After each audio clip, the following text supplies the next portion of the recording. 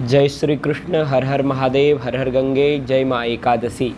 आज हम श्रावण मास की कृष्ण पक्ष की कामिका एकादशी का महात्म्य सुनेंगे। इस बार एकादशी कामिका एकादशी ये जो श्रावण मास के कृष्ण पक्ष में होती है। आजकल तो सुंदर ये महीना चल रहा है, श्रावण का महीना। श्रावण में तो भगवान महादेव की अद्भुत महिमा है और साथ ही इस श्रावण महीने में एकादशी भी अद्भुत है। एकादशी समस्त कामनाओं को पूर्ण करने वाली होती है। इस बार 31 तारीख को बुधवार को एकादशी का व्रत रहेगा।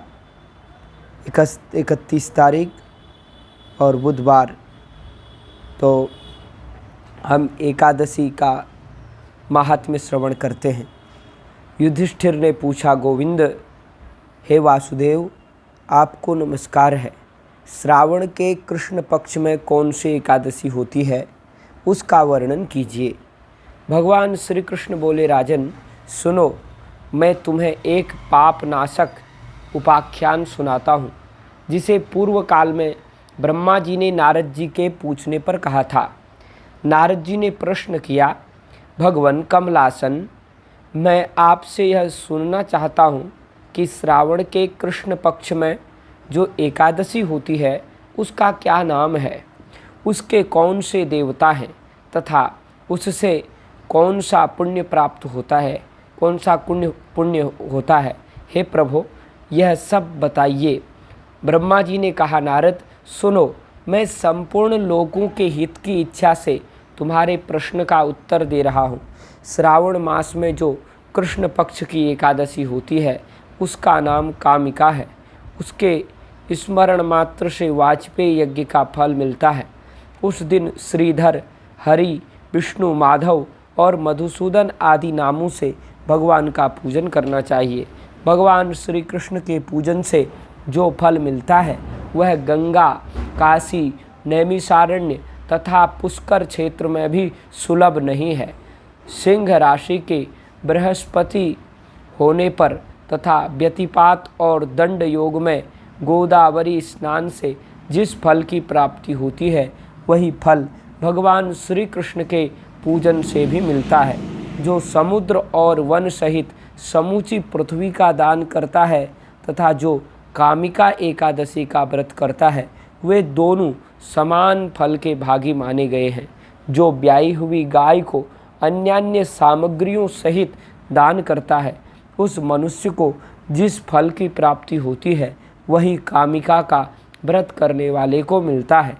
जो नरश्रेष्ठ श्रावण मास में भगवान श्रीधर का पूजन करता है, उसके द्वारा गंधर्वों और नागों सहित संपूर्ण देवताओं की पूजा हो जाती है।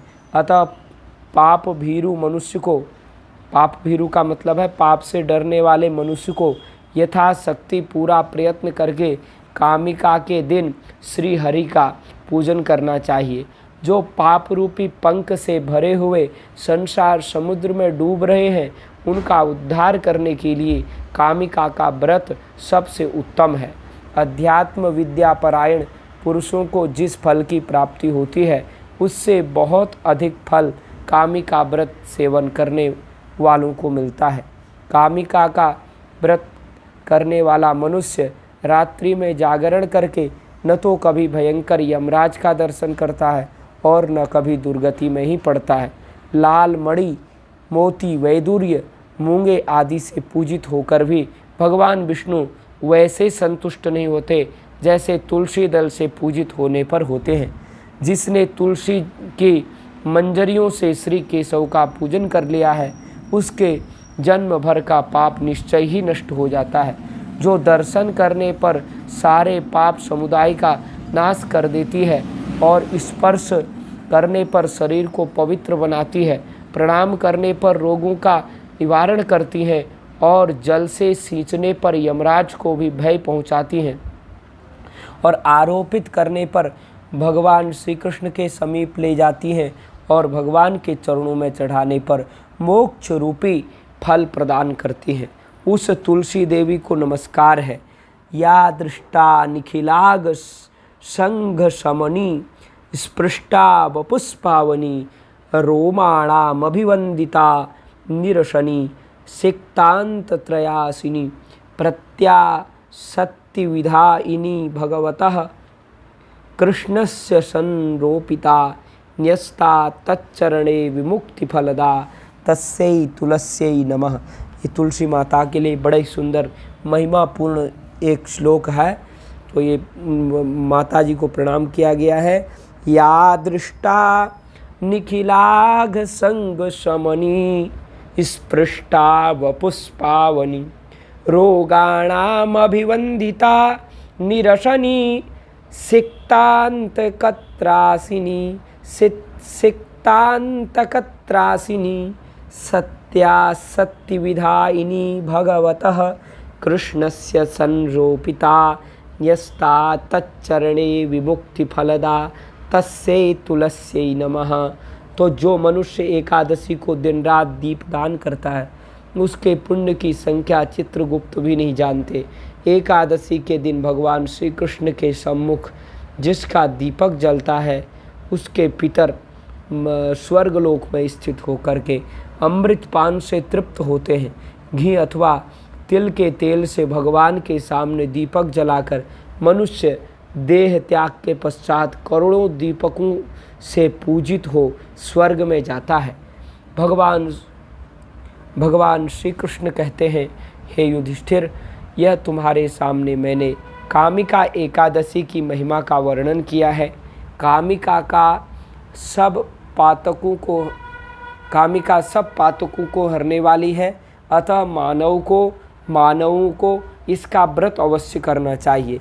यह स्वर्गलोक तथा महान पुण्य फल प्रदान करने वाली है। जो मनुष्य श्रद्धा के साथ इसका माहात्म्य श्रवण करता है वह सब पापों से मुक्त हो श्री विष्णु लोक में जाता है।